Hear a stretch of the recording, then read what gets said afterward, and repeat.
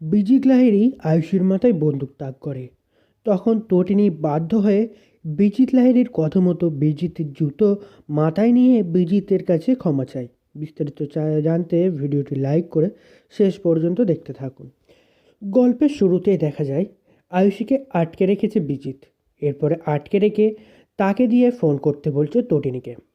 তখন আয়ুষী বলতে থাকে, আমি তোমাকে ভালোবেসেছিলাম বিজিত। আমি ভাবতে পারিনি যে তুমি এতটা নোংরা। আমি যদি এটা ভাবতে পারতাম, আমি যদি আগে জানতাম। আমাকে আমার ছোটদি ভাই বারবার করে বারণ করেছিল। তারপরে আমি তার কথা অমান্য করে তোমাকে ভালোবেসে এখানে এসেছি। আর তুমি তুমি আমার সঙ্গে এরকম ব্যবহার করছো। তখন এই কথা শুনে বিজিত লাহিড়ী বলতে থাকে, এটা তো নতুন কোনো নয়। আমি আরও অনেক মেয়েকে এভাবে ভালোবাসার জালে ফাঁসিয়ে পাচার করে দিয়েছি। আর এবার তোমাকেও পাচার করব। কিন্তু তোমাকে দিয়ে আগে একটু গুটি সাজায়, তাই না আয়ুষী? তখন এই কথা শুনে আয়ুষী বলতে থাকে, এইসব তুমি কি বলছো বিজিত? তুমি তো আমাকে ভালোবাসো, তাই না? আমি তো তোমাকে ভালোবাসি। তখন বিজিত বলতে থাকে, তুমি আমাকে ভালোবাসতে পারো, কিন্তু আমি না। আমি যা করেছি সবটাই অভিনয় ছিল। তখন এই কথা শুনেই আয়ুষী চিৎকার করে কাঁদতে থাকে আর বলতে থাকে, প্লিজ বিজিত, আমাকে ছেড়ে দাও। এসব আর আমার ভালো লাগছে না। অনেক হয়েছে। এবার আমাকে ছেড়ে দাও। আমি আমার বাড়িতে ফিরতে চাই। তখন বিজিত বলতে থাকে, তোমার তো আর বাড়ি ফেরা হবে না ডার্লিং। তুমি যখন একবার বিজিত লাহিড়ীর হাতে এসে পড়েছো, তখন আর কিছুতেই তোমার বাড়ি ফেরা হবে না। এরপরে দেখা যায় বিজিত লাহিড়ী তটিনীকে ফোন করতে বলে। তখন আয়ুষী বলতে থাকে, তুমি ছোটদি ভাইকে কেন ফোন করতে বলছো? ছোটদি ভাইকে দিয়ে তুমি কি করবে? তখন বিজিত বলতে থাকে, তোমাকে দিয়েই তো তোমার ছোটদি ভাইকে সাহায্য করব, তাই না? ও আমাকে অনেক নাকে দড়ি দিয়ে ঘুরিয়েছে। এর জন্য তো ওকে শাস্তি পেতেই হবে। 100% শাস্তি পেতেই হবে। তাই তুমি ফোনটা করো।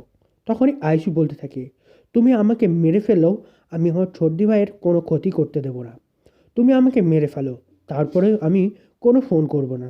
এরপরে দেখা যায় বিজিত নিজেই তটিনীকে ফোন করে। তখন তটিনী বলতে থাকে, তুমি আমার বোনকে কিছু করবে না। তুমি কোথায় আছো আমাকে বলো, আমি আসছি। তখন এই কথা শুনেই বিজিত বলতে থাকে, একদম চালাকি করবে না তটিনী, তুমি একাই আসবে। আমাদের কিছু বোঝাপড়া বাকি আছে, সেগুলো এখানেই মেটাবো। তখন এই কথা শুনে তটিনী বলে, সেটাই তো আমি বলছি, তোমার ঠিকানা দাও, আমি একাই চলে যাব। তখন বিজিত লাহিড়ী বলে, একটু পরে ফোন করে জানাচ্ছি। তখন ঠিকানাটা দিয়ে দেবো। এরপরেই নাম্বারটা নিশাকে এদিকে তটিনী ট্যাপ করতে বলে ফোন করে। এরপর তটিনী নাম্বারটা নিশাকে দিয়ে দেয়। তখন তটিনীর কথা মতো নিশা সেই নাম্বারটি ট্যাপ করতে থাকে এবং সেই নাম্বারটি ট্যাপ করে জানতে পারে যে সেইটা কোন লোকেশন থেকে এসেছিল। এরপর নিশা ফোন করে তটিনীকে সব কিছু বলে দেয়। এরপর তটিনী বলে, তুমি ফোর্স নিয়ে চলে যাও এবং সেখানে চলে যাও। আমি কিছুক্ষণের মধ্যে তোমাদের পিছু পিছুই আসছি। তখন নিশা তটিনীকে বলে, কিন্তু তোমার শরীর তো খারাপ। তোমার শরীর তো একেবারে অচল হয়ে যাবে যদি তুমি বারবার এভাবে এইসব কাজবাজগুলো করতে থাকো। তুমি পঙ্গু হয়ে যেতে পারো। ডাক্তার তো তোমাকে বলেছে। তখন এই কথা শুনে তটিনী বলে, আমার কিচ্ছু হবে না। এই ব্যথা আমি সহ্য করে নেব। এই বলে তটিনী ফোনটা রেখে দেয় এবং বলে, তোমরা চলো, আমি আসছি। তুমি পুরো টিম নিয়ে সেখানে পৌঁছে যাও।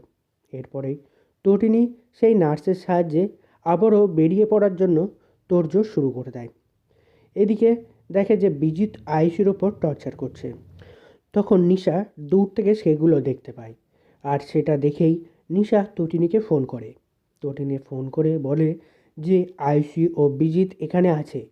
বিজিত আয়ুষীর ওপর অত্যাচার করছে। তখন এই কথা শুনে তো তটিনী রেগে যায়। তটিনী বলে, দাঁড়াও, আমি এখনই আসছি।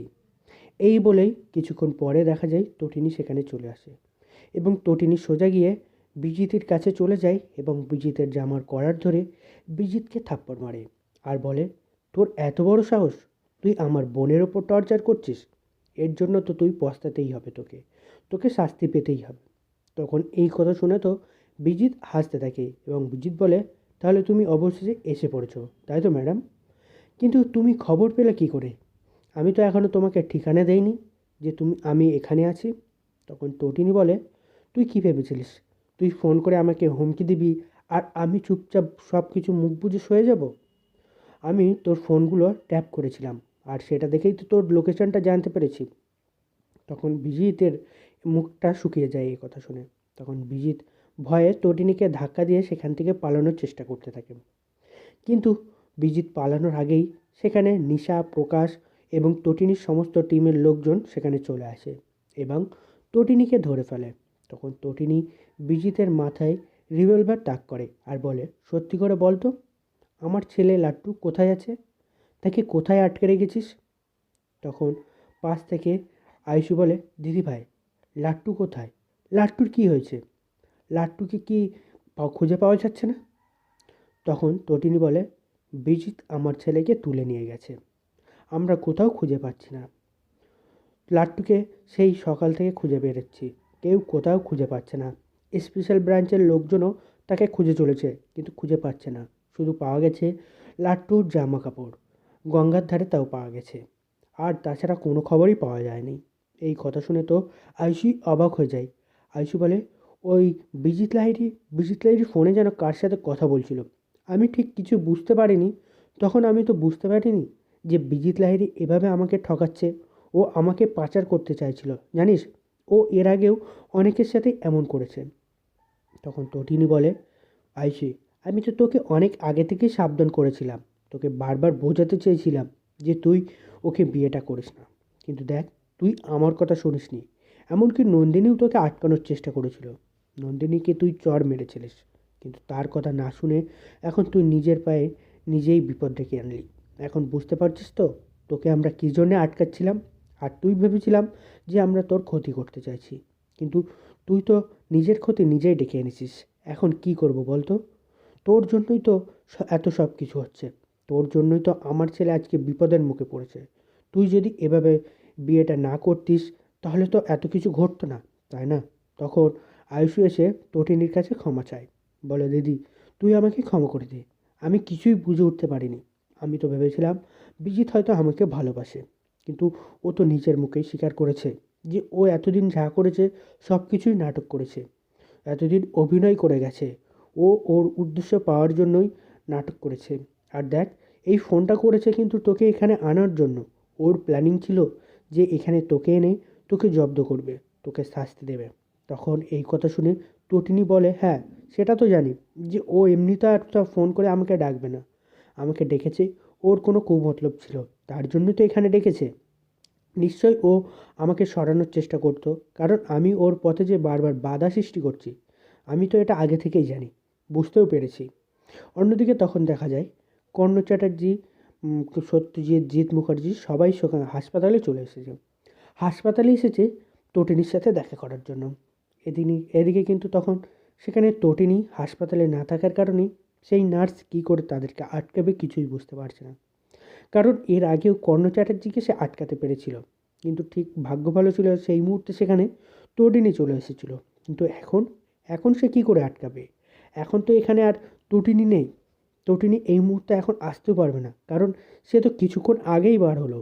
এখন এখন সে কী করে বুঝবে?